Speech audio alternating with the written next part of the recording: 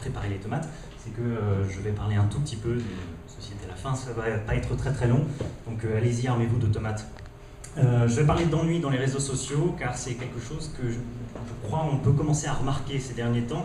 On s'emmerde un peu sur les réseaux sociaux en 2011, c'est pas moi qui le dis uniquement, mais c'est une petite tendance que l'on voit poindre.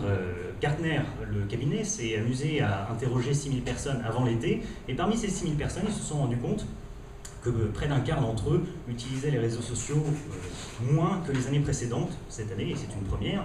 Et quand on pose la question des raisons, eh bien, la première raison, c'est la vie privée, on en reparlera sans doute lors d'une prochaine fois, mais cette fois, eh bien, ils trouvent que leurs contacts sont simplement ennuyeux et superficiels.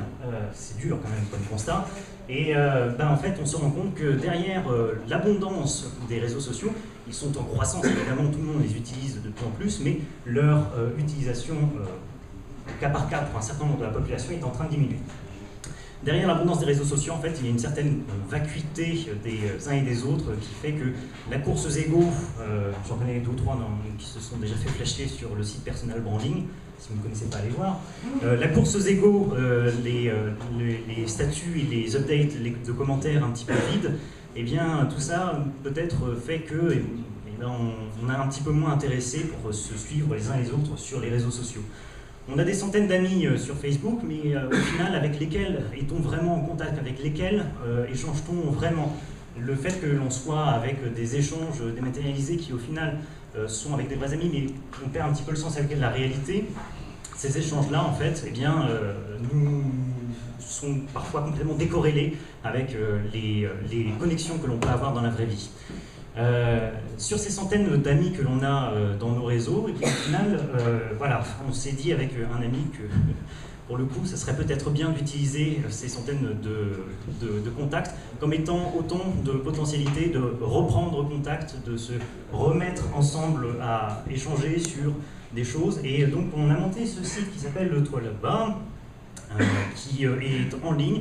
Par contre, je vous préviens, soyez indulgents avec nous, la peinture est encore fraîche, le plâtre, sans doute, n'est pas encore tout à fait sec.